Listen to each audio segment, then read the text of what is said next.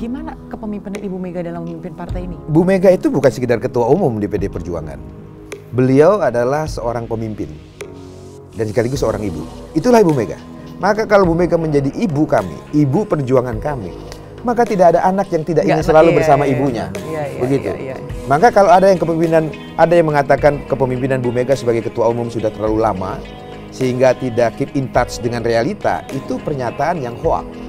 Pernyataan yang tidak sesuai dengan realitas, karena faktanya terbukti dengan kepemimpinan Bu Mega di PDI Perjuangan selama ini begitu sangat efektif. Generasi dari generasi lahir dalam setiap era dan zamannya dan membuktikan kaderisasi itu berjalan. Bu Mega membuktikan bahwa menjadi ketua umum partai politik itu bukan untuk privilege bagi dirinya, bukan untuk kepentingan keluarganya, tapi untuk kepentingan bangsa dan negara Indonesia.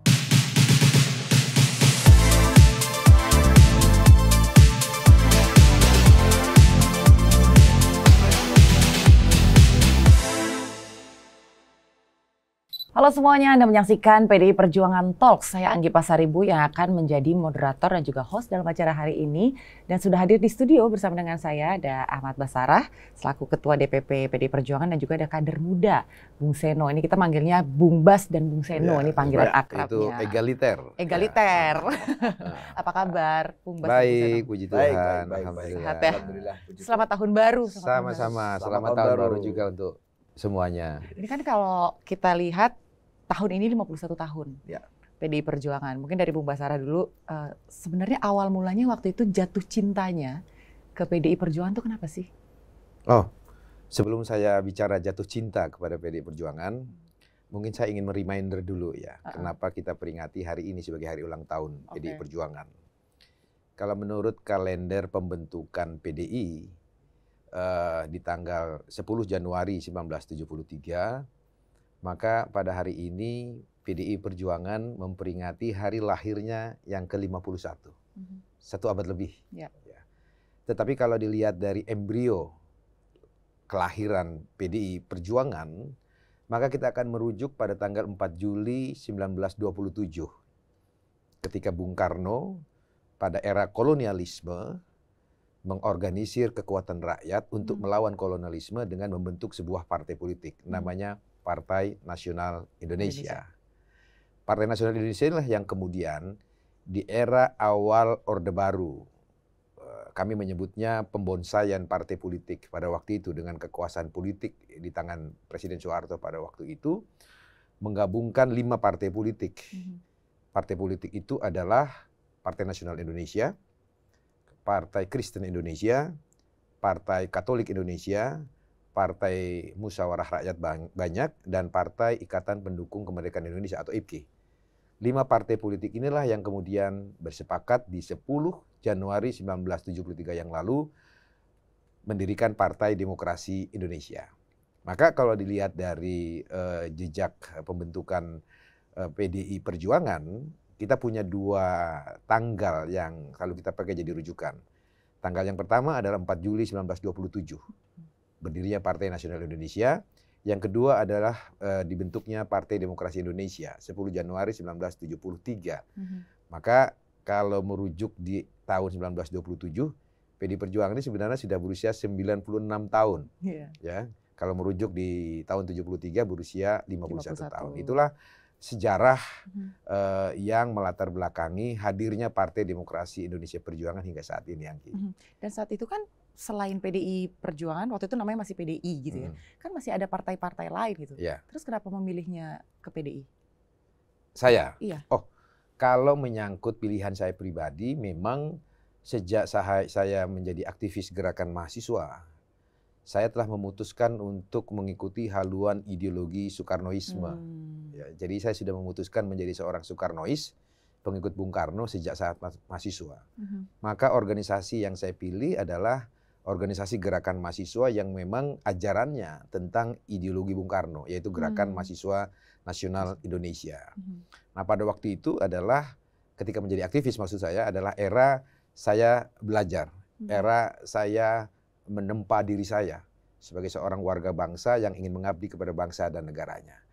Tetapi setelah saya mahasiswa, saya sadari bahwa organisasi mahasiswa itu bukan organisasi sosial politik. Ya, sementara ideologi Bung Karno itu harus dibumikan dalam praksis kehidupan bermasyarakat, berbangsa, dan bernegara. Karena kita menganut prinsip negara hukum demokrasi atau negara demokrasi yang beratas hukum, maka kalau kita ingin mewujudkan cita-cita ideologi kita dalam satu negara demokratis, maka kita harus masuk dalam sebuah sistem bernegara. Nah, sistem bernegara kita meletakkan partai politik sebagai pilar demokrasi. Nah, oleh karena itu saya memutuskan untuk dapat membumikan ajaran Bung Karno dalam praksis kehidupan bermasyarakat, berbangsa, dan bernegara, saya harus berpolitik. Untuk saya berpolitik, maka saya harus berpartai. Untuk berpartai yang bisa membumikan ajaran Bung Karno yang saya ikuti sejak saya menjadi aktivis mahasiswa adalah partai yang juga berhaluan Soekarnoisme atau ajaran Bung Karno. Nah, partai itulah yang saya lihat bernama Partai Demokrasi Indonesia Perjuangan.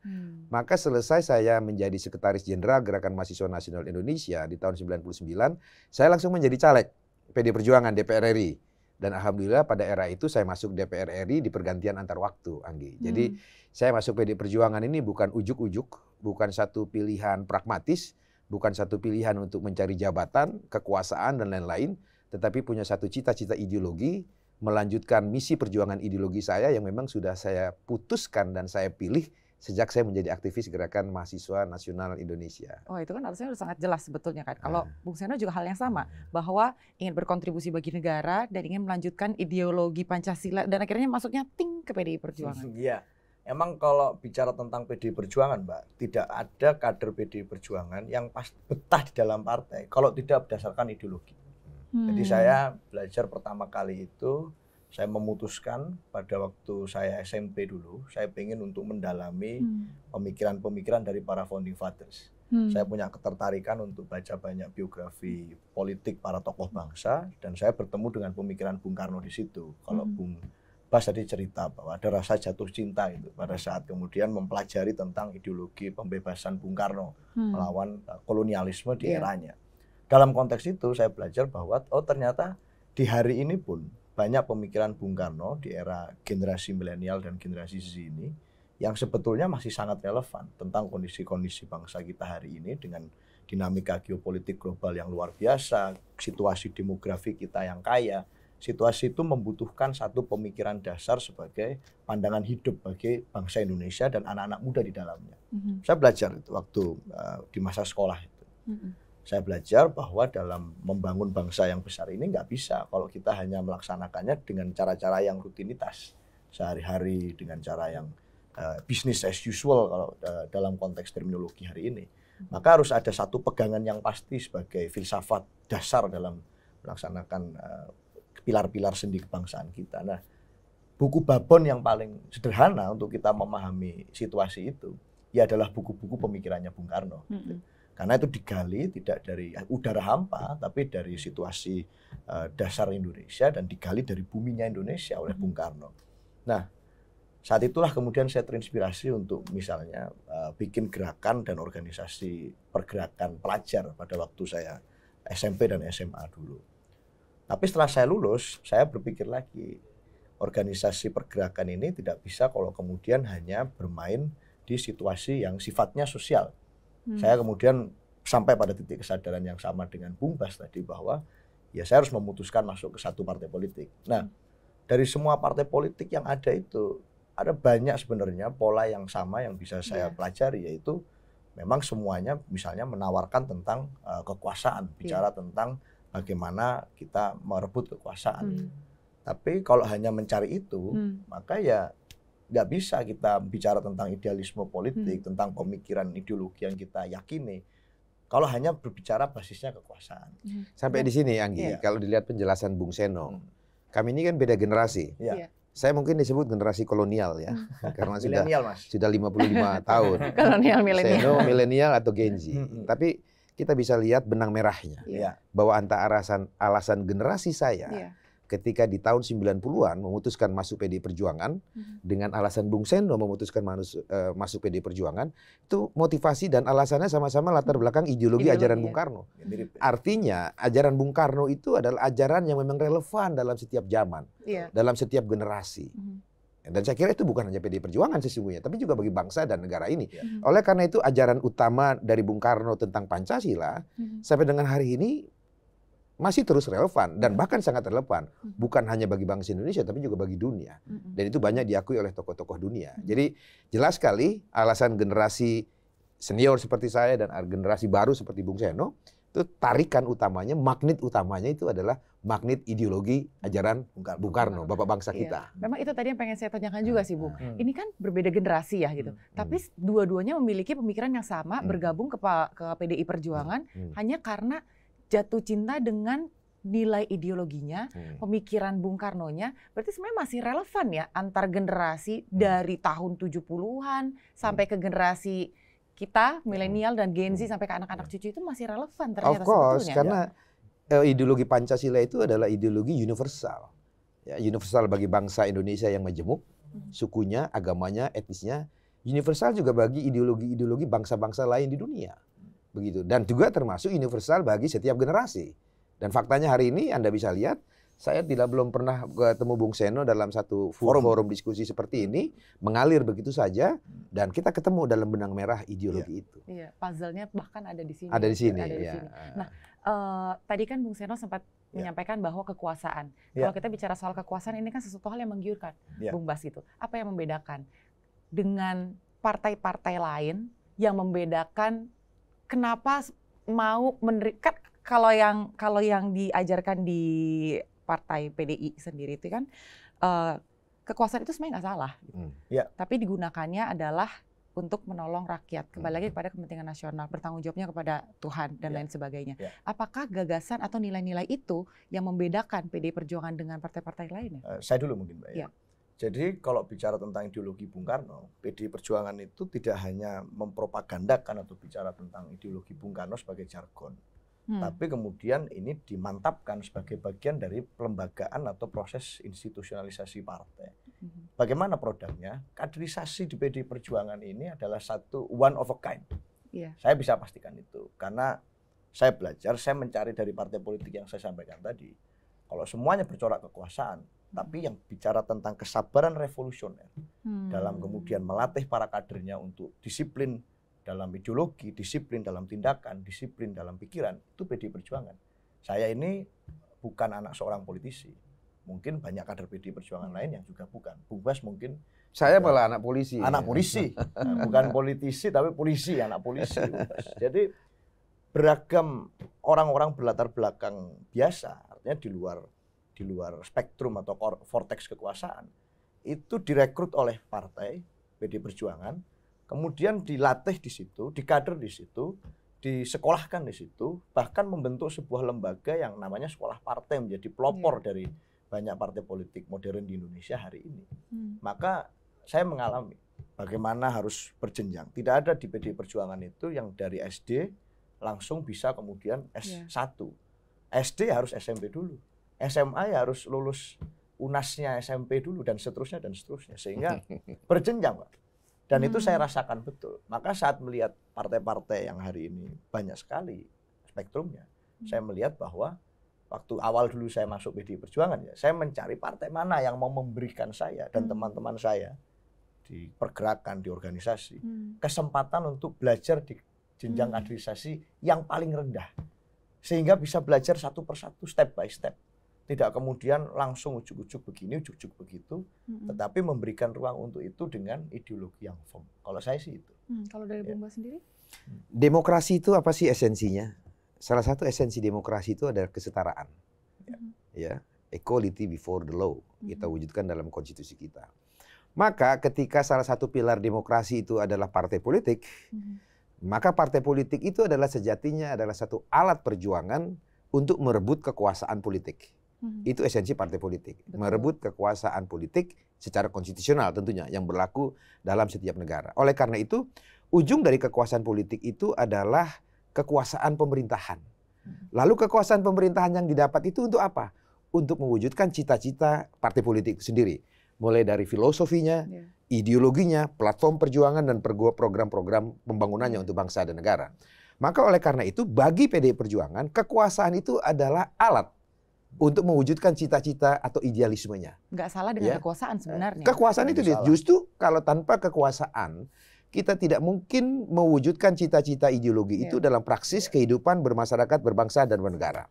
Maka oleh karena itu di anggaran dasar PDI Perjuangan, tujuan utama PDI Perjuangan adalah mewujudkan cita-cita proklamasi 17 Agustus 1945 yang termaktub dalam mukadimah, dalam pembukaan, dalam preambul Undang-Undang Dasar 1945. Artinya tujuan PDI Perjuangan sama dan sebangun dengan tujuan bernegara bangsa Indonesia itu sendiri. Itu jelas sekali, eksplisit, tidak ada tafsir lain. Tujuan akhir PDI Perjuangan sama dan sebangun dengan tujuan berbangsa dan bernegara kita sebagaimana termaktub dalam pembukaan Undang-Undang Dasar 45. Lalu bagaimana esensi demokrasi dengan kesetaraan yang saya maksudkan tadi?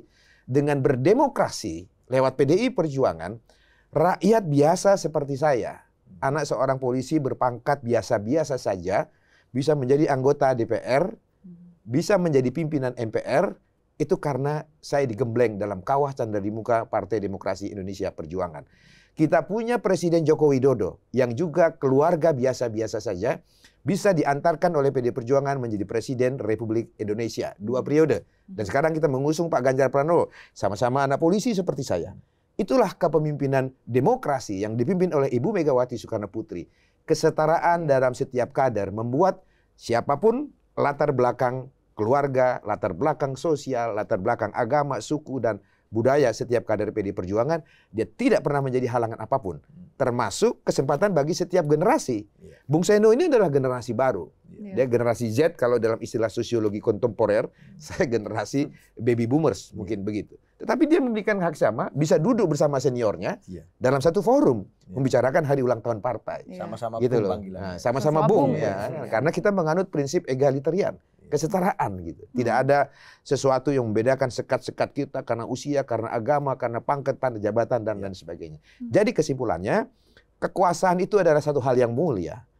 Ketika dia dimanfaatkan untuk kemaslahatan, untuk kepentingan rakyat, bangsa, dan negara. Dan itulah cita-cita idealisme PDI Perjuangan sejak didirikannya Partai Nasional Indonesia sampai dengan sekarang Partai Demokrasi Indonesia Perjuangan. Makanya itu kenapa selalu ada yang bilang bahwa kekuasaan itu akan jadi bermasalah ketika ada di tangan orang yang nggak tahu mau dibawa yang salah, iya, betul. Yang nggak tahu ini mau ditaruh kemana. Tapi kalau Bung Seno masih anak muda nih, Iya. di zamannya Bung Seno kan pasti beda dong dengan zamannya Bung Bas. Betul, Nah ini lebih berat nggak sih untuk memperjuangkan nilai-nilai ideologi Pancasila, memperjuangkan keadilan, kesetaraan dibandingkan dengan zamannya Bung Bas? Sebenarnya kalau bicara lebih berat atau tidak, di setiap zaman pasti ada tantangannya sendiri yang relevan dengan zamannya masing-masing.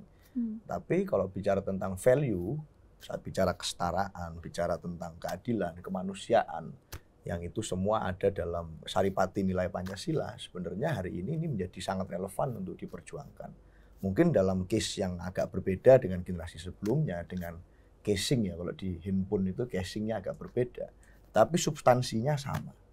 Tapi nilai-nilai core value-nya tetap sama. PDI Perjuangan ini kan semacam lab, Mbak. Laboratorium ide, laboratorium kepemimpinan, laboratorium gagasan. Yang produknya itu banyak sekali.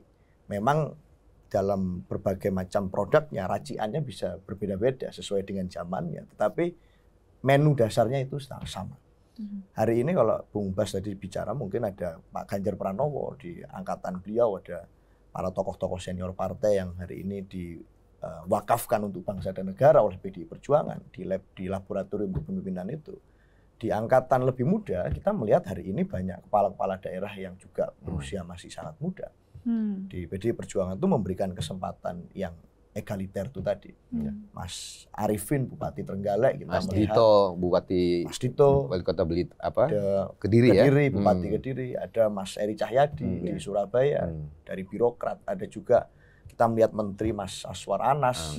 Ada kemudian di Surabaya sebelumnya ada Bu Risma gitu ya. Dan banyak lainnya lah tokoh-tokoh yang lahir dari laboratorium kepemimpinan itu.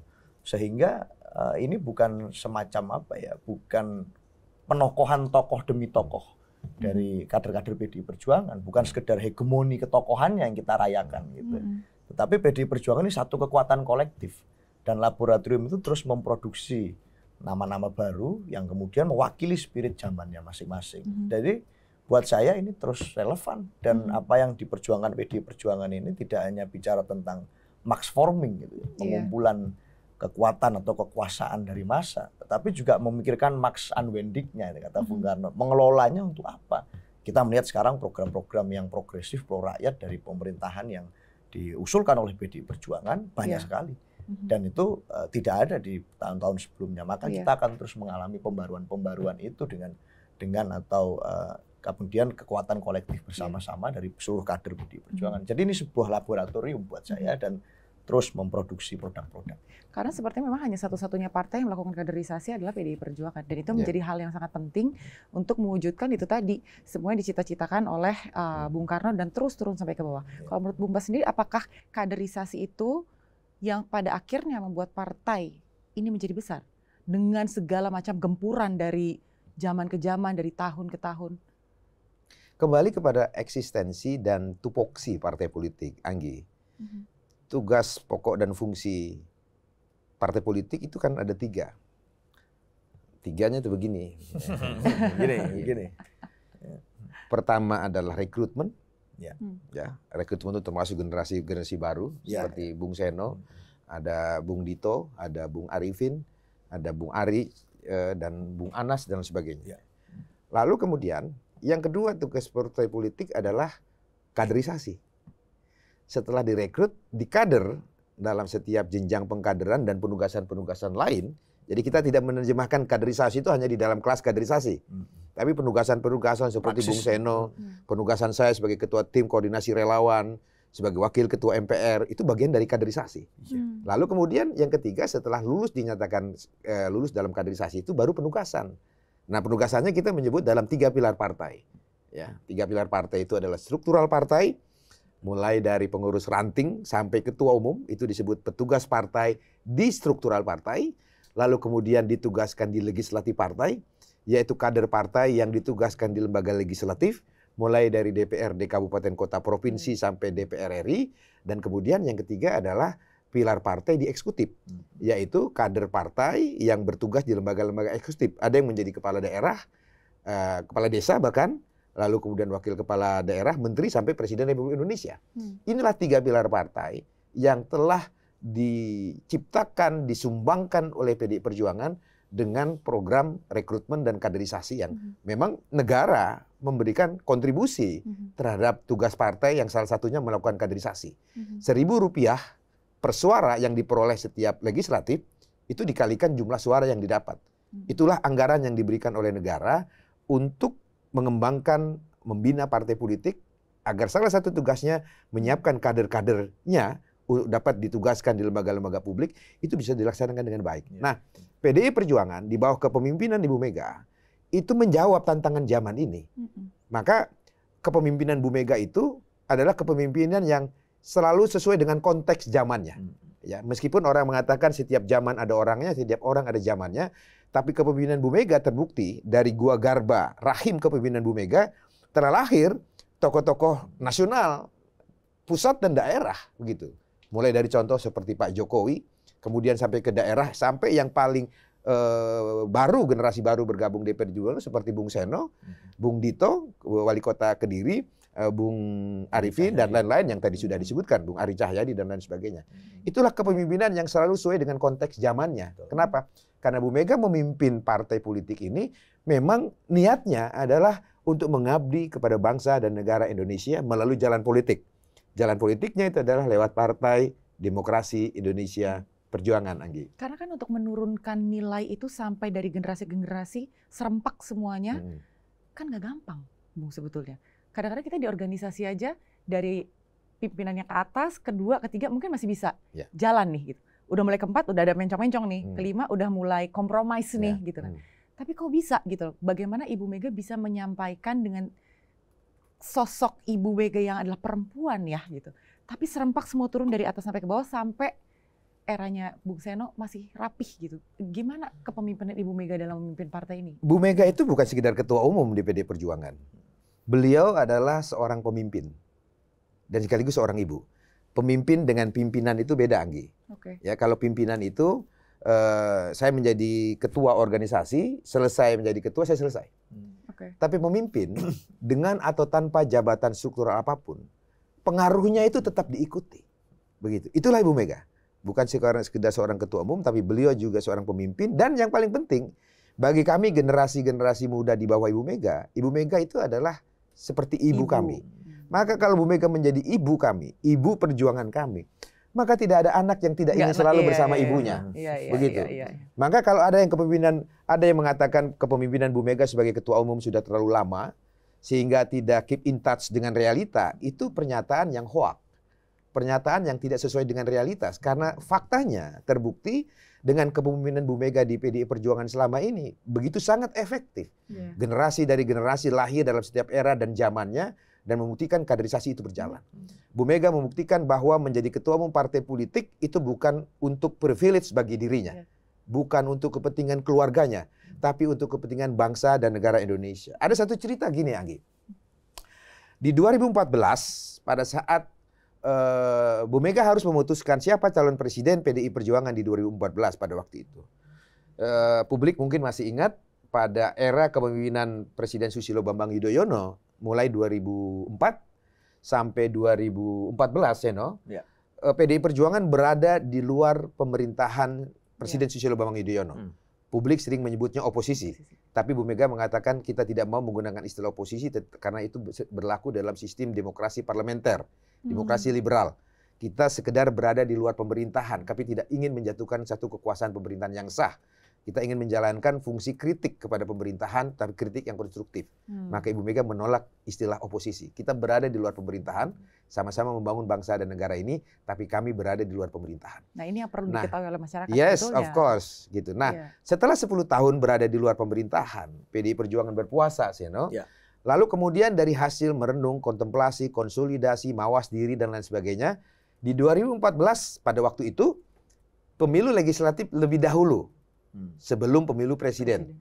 Hasil pemilu legislatif dijadikan syarat apakah partai politik tersebut dapat mengusung calon presidennya sendiri atau tidak.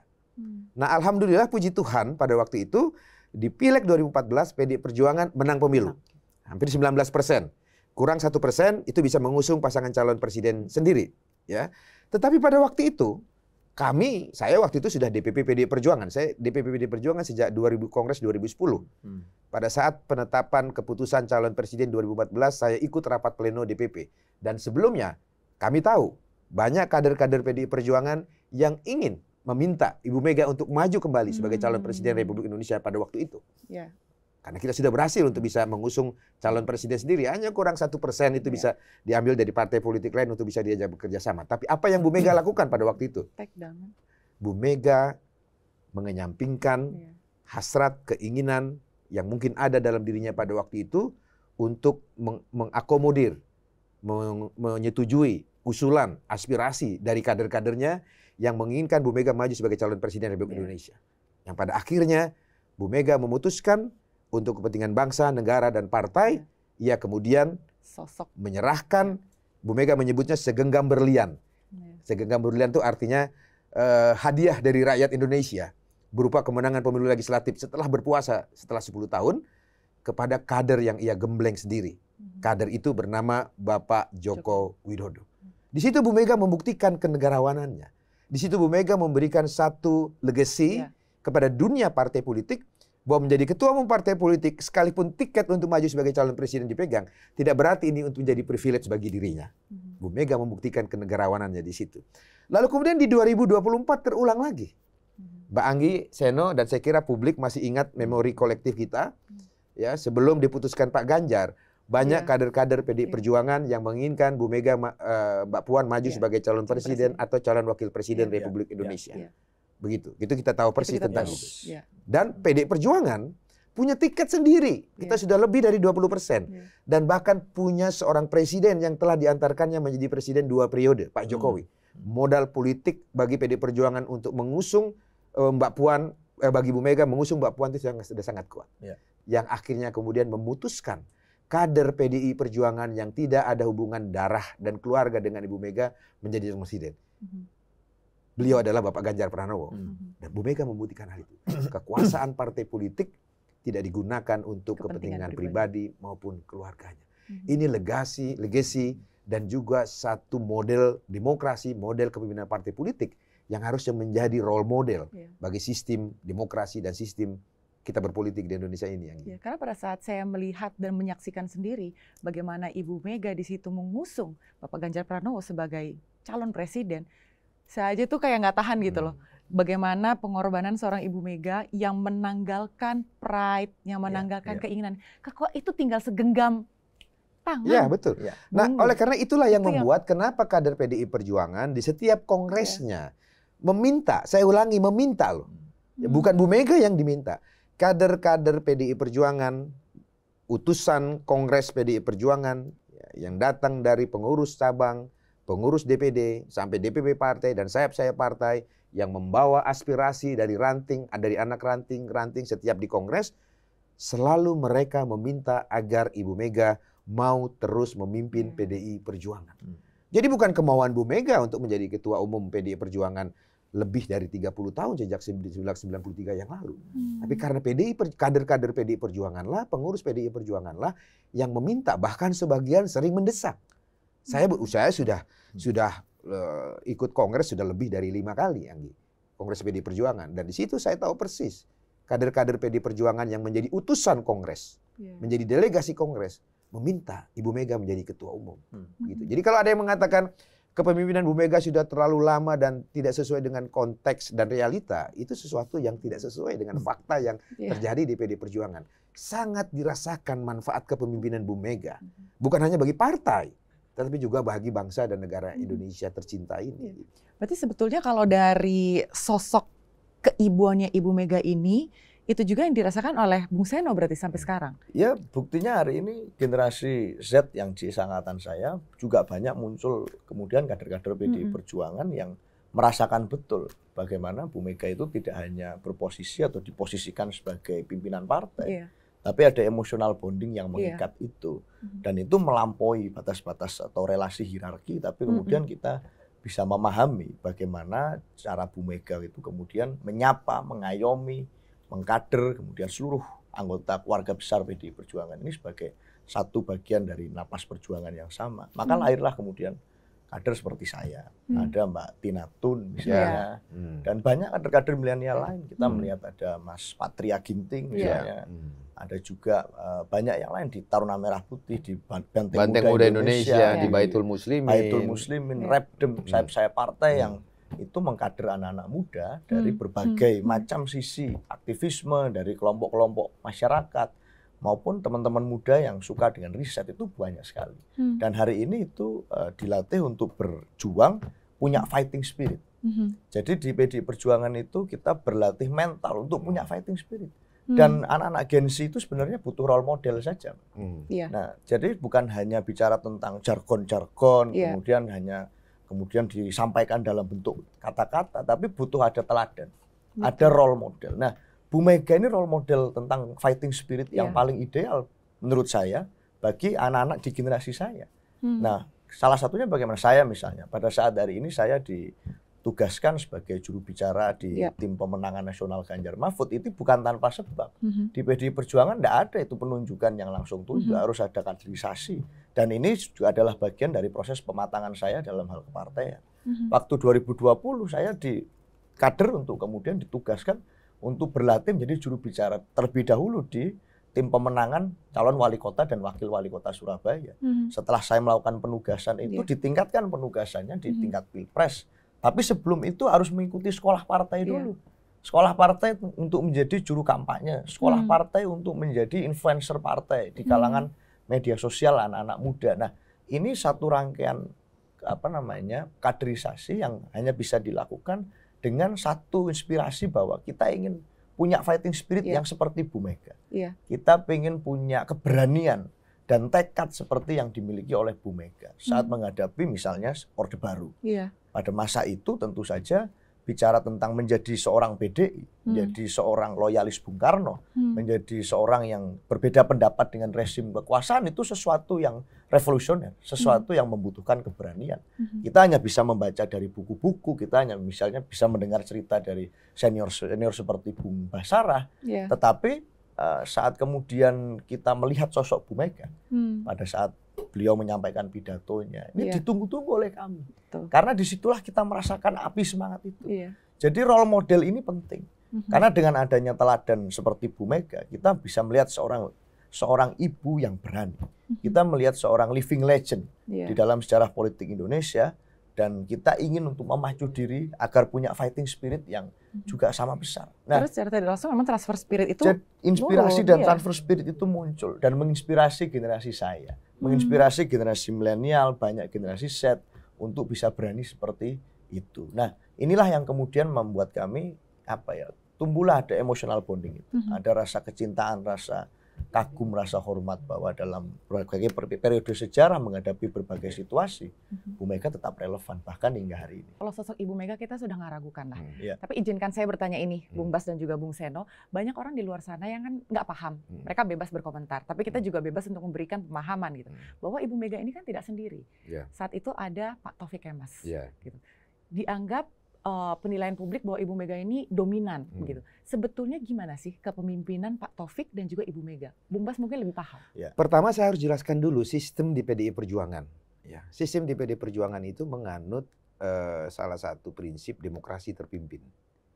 Demokrasi terpimpin itu adalah pertama demokrasi yang dipimpin oleh ideologi.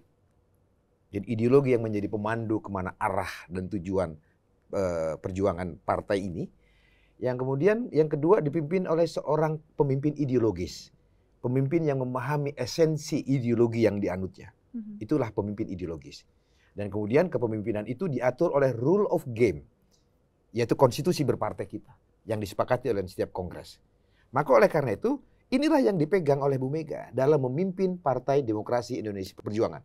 Jadi beliau tahu mana ranah ketika beliau menjadi ketua umum partai politik, PDI Perjuangan, mana ranah menjadi seorang ibu, dan mana ranah-ranah lain yang beliau miliki sebagai seorang manusia.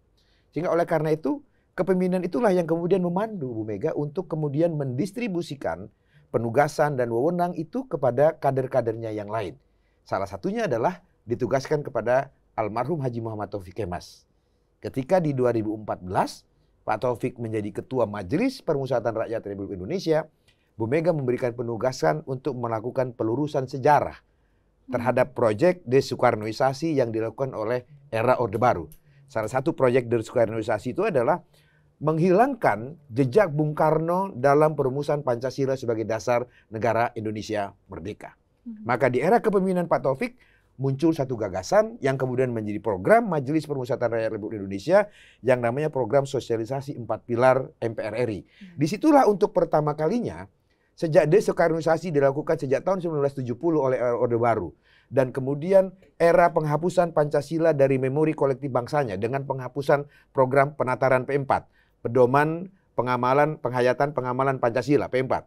Generasi kami dulu waktu kuliah tingkat pertama, Anggi, itu wajib mengikuti penataran P4. Generasi Bung Seno ini sudah hilang. Kamu juga saya kira tidak mengikuti kewajiban penataran P4 pada waktu itu. Terlepas kita berdebat soal bagaimana Orde Baru memanfaatkan P4 itu untuk kepentingan kekuasaan politiknya, tetapi mensosialisasikan dan membumikan Pancasila dalam memori kolektif bangsanya itu adalah satu yang niscaya, sesuatu yang harus dilakukan. Nah, pada era itu dihapuskan. Pak Taufik kemudian mengambil inisiatif, mengambil satu prakarsa untuk menghidupkan kembali program mensosialisasikan dan membumikan Pancasila dalam memori kolektif bangsa Indonesia melalui program sosialisasi 4 pilar berbangsa dan bernegara pada waktu itu. Atas apa? Atas arahan Ibu Megawati Soekarno Putri mengikuti keputusan Kongres Partai Demokrasi Indonesia Perjuangan pada waktu itu. Nah, alhamdulillah berkat duet antara Ibu Mega dan Bapak almarhum Haji Muhammad Taufik Kemas, mereka memimpin berdua itu ibarat dua kepak sayap burung. Itu yang saling melengkapi satu dengan yang lainnya. Bu Mega memimpin partai politik ini dengan satu keteguhan dalam prinsip. Pak Taufik kemudian mempraktekannya dalam keluasannya bergaul sebagai seorang aktivis, sebagai seorang yang memiliki pergaulan yang luas. Satu sama lainnya saling melengkapi antara Ibu Mega dan Haji Muhammad Taufik Kemas. Nah, alhamdulillah berkat gagasan dan prakarsa almarhum Haji Muhammad Taufik Kemas menyelenggarakan program sosialisasi 4 pilar berbangsa dan bernegara di MPR RI. Sekarang Presiden Jokowi sudah membentuk satu badan khusus untuk membangun mental ideologi bangsa Indonesia. Badan itu bernama Badan Pembinaan Ideologi Pancasila. Jadi ini satu kombinasi kepemimpinan yang saling melengkapi antara Pak Taufik dan Ibu Megawati Soekarno Putri. Gitu. Begitu, Anggi. Ya, karena kan gayanya nggak perlu harus dua-duanya sama ditunjukkan di depan publik. Ada strateginya dalam memimpin, gitu kan. Bung Seno punya tanggapan? Saya pasti harus banyak belajar dari Bu Basarah. Karena posisinya saya hari ini kehormatan yang saya miliki adalah belajar di era Bu Megawati. Tapi saya malah sebenarnya kagum juga sama PDI Perjuangan dalam membentuk bagaimana saat bicara tentang kepemimpinan itu selalu menampilkan corak nasionalis religius sebenarnya. Dan hari ini waktu Bu Mega tadi disampaikan bahwa tidak menggunakan privilege keluarga untuk melibatkan keluarga di dalam politik dan melakukan pemisahan-pemisahan tertentu.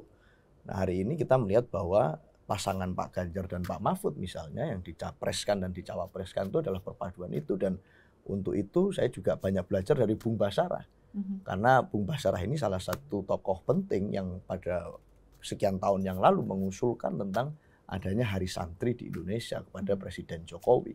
Jadi hal ini menjadi corak yang khas di PDI Perjuangan. Bahwa ada perpaduan-perpaduan pemikiran dan style. Dan core-nya adalah pada nasionalis religius. Dan Bung Basarah adalah satu tokoh penting dan tokoh kunci yang hari itu kemudian mengusulkan Hari Santri hingga hari ini ada.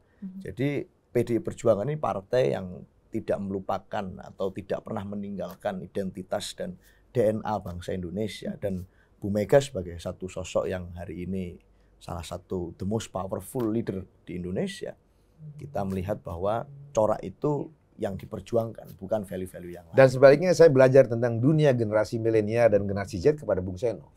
Jadi kita saling belajar. Karena dunia Internet of Things ini, Anggi, sesuatu yang bagi generasi kolonial seperti saya banyak hal-hal baru. Nah, mereka punya banyak pengetahuan dan informasi terkait itu. Dan saya kira untuk hal itu saya juga harus belajar dengan Bung Seno dan generasinya ini. Kalau saya memang melihat perpaduan antara Bung Basarah dengan Bung Seno ini betul-betul komplit ya, dan membuktikan bahwa partai ini itu tidak antipati dengan anak muda. Oh iya, of course. Pasti. Udah Kalau jelas. antipati dengan anak muda itu tidak, Bung Seno tidak duduk di samping seniornya dalam satu forum yang sama.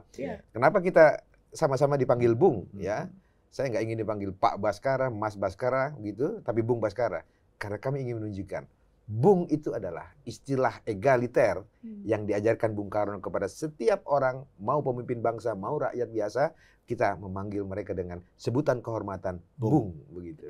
Berarti kalau kayak gitu, Bung Basarah sendiri dengan kehadiran Bung Seno dan nantinya akan ada banyak lagi nih anak-anak muda yang bergabung sebagai kader PDI Perjuangan, termasuk anak saya yang begitu ngefans dengan PDI Perjuangan, tanggapannya sangat terbuka dengan lebar dan siap untuk menjadi pemimpin yang memberikan keteladanan untuk anak-anak muda.